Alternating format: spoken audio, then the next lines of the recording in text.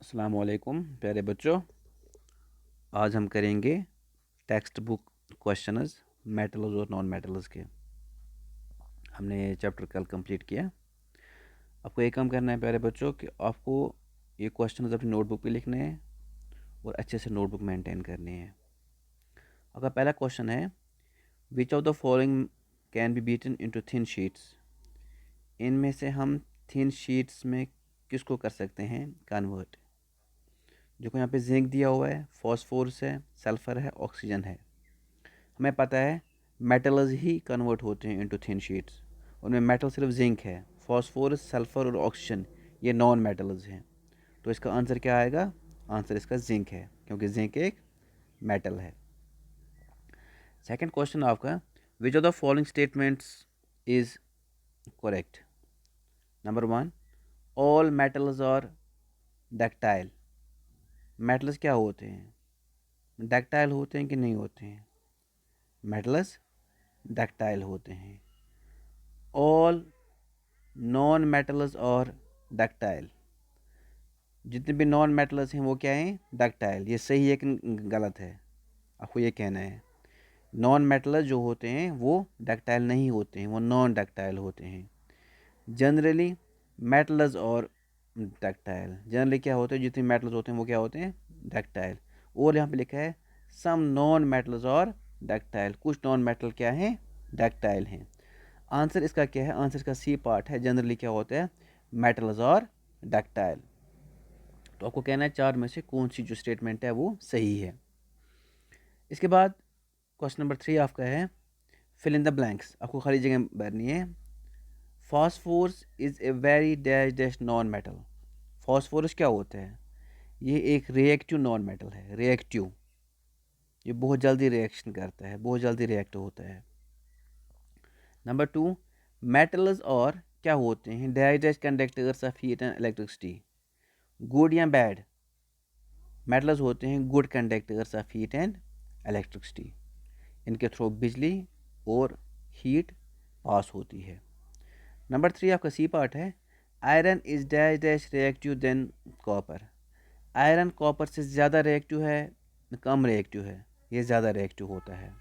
Iron is more reactive than copper, तो C part को more आएगा। डी पार्ट है, metals react with acids to produce dash dash gas. जब metals react करते हैं acids के साथ तो कौन कौन सी गैस निकलती है? वहाँ से हाइड्रोजन गैस निकलती है। इसके बाद आपको कहना है ट्रू और फॉल्स। जो स्टेटमेंट सही है उसके लिए ट्रू कहना है और जो स्टेटमेंट गलत है उसके लिए फॉल्स कहना है। Generally non metals react with acids. क्या नॉन मेटल्स रिएक्ट करते हैं एसिड्स के साथ? नहीं, मेटल्स रिएक्ट करते हैं, नॉन मेटल्स रिएक्ट नहीं करते हैं। तो जो फर्स्ट स्टेटमेंट है it is false. Number B part जो है, sodium is a very reactive metal. Sodium बहुत रिएक्टिव होता है। सही है गलत है? ये सही है। मैंने आपको कहा था कि हम सोडियम क्या करते हैं? Sodium and potassium are stored in kerosene oil. इसी वजह से, क्योंकि बहुत ज़्यादा रिएक्टिव होता है। आपका सी पार्ट है, copper displaces zinc from zinc sulphate solution. क्या कॉपर जिंक को करता है डिस्प्लेस? नहीं, कॉपर जिंक को डिस्प्लेस नहीं करता है, क्योंकि copper is less reactive than zinc. तो ये स्टेटमेंट क्या है? ये फॉल्स है। सी जो स्टेटमेंट है ये फॉल्स है। डी पार्ट है, coal can be drawn into wires. क्या कोल की हम वायर्स बना सकते हैं? ना, नहीं बना सकते हैं। ये फॉल्स है। इसके बाद आपको कहना है क्वेश्चन नंबर 5, आपको करना है डिस्टिंग्विश मेटल्स और नॉन मेटल्स के बीच में, और अपीयरेंस, ये जो प्रॉपर्टीज हैं वो दी हुई हैं। जैसे कि फर्स्ट प्रॉपर्टी आपको दी है अपीयरेंस। मेटल्स की क्या अपीयरेंस होती है? Appearance have metallic lustre. जो नॉन मेटल्स होते हैं दे आर डल। जो मेटल्स होते हैं they are very hard. Non metals soft होते हैं। जो मेटल्स होते हैं they are malleable. Non metals non malleable होते हैं। और डक्टिलिटी के बारे में देखा जाए तो मेटल्स और डक्टाइल, नॉन मेटल्स और नॉन डक्टाइल। हीट के बारे में देखा जाए तो मेटल्स गुड कंडक्टर होते हैं, नॉन मेटल्स बैड कंडक्टर होते हैं।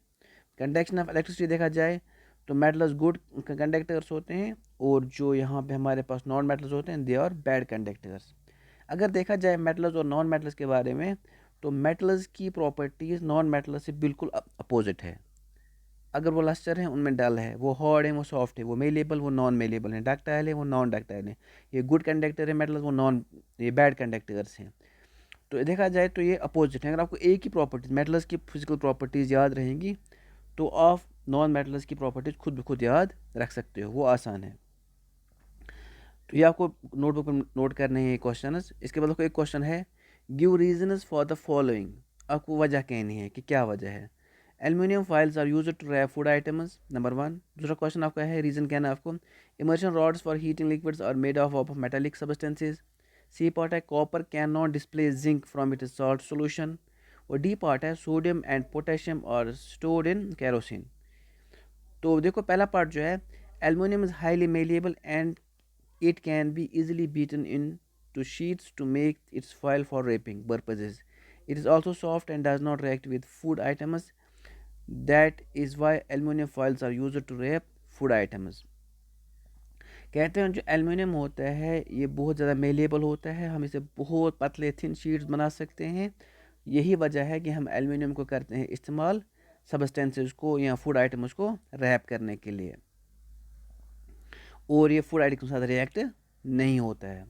बी पार्ट जो immersion rods are made of metallic substances because metals are good conductors of heat and electricity, they get very they get hot very soon on the passage of electric current and warm the water. कहते हैं जो immersion rods होती हैं जिनसे हम पानी गर्म करते हैं, क्योंकि कहते हैं मेटेलिक रॉड से बनी होती हैं, इस वजह से बनी होती हैं ताकि ये जो मेटल्स होते हैं ये good conductor of heat and electricity होते हैं।